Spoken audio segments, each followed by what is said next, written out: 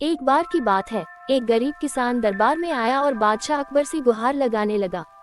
जहाँ पनाह, मेरे गांव के अमीर जमींदार ने मुझ पर झूठा इल्जाम लगाया है कि मैंने उसकी गाय चुरा ली है, जबकि मैं निर्दोष हूँ। अकबर ने उस जमींदार को दरबार में बुलाया।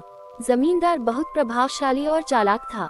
उसने पूरे आत्मविश्वास से कहा, बादशाह सलामत, ये किसान झूठ बोल रहा है। मेरी गाय 2 दिन पहले ही खोई थी और मैंने इसे उसी के खेत के पास देखा था। जरूर यही चोर है।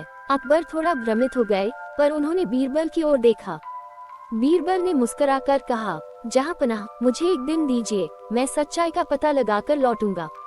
अगले दिन बीरबल किसान और जमींदार दोनों को लेकर उस किसान के खेत पर पहुंचे। वहां उन्होंने खेत की मिट्टी को देखा और आसपास की जगह का निरीक्षण किया। फिर उन्होंने दोनों से कहा, अब हमें गाय को ढूंढना होगा, लेकिन उससे पहले एक आखिरी उपाय करेंगे।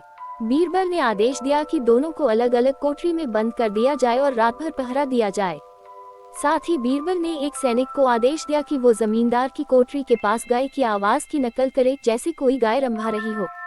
रात भर जमींदार बेचैन रहा, बार बार उठकर दरवाजे के पास जाता और बड़बड़ाता, अरे मेरी रानी, मैं तुझे लेने आ जाऊंगा, बस सुबह होने दे।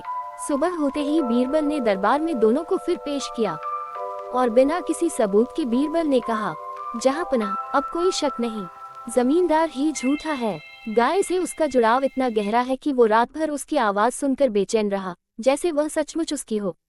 अगर गाय उसकी नहीं होती तो उसे कोई फर्क नहीं पड़ता।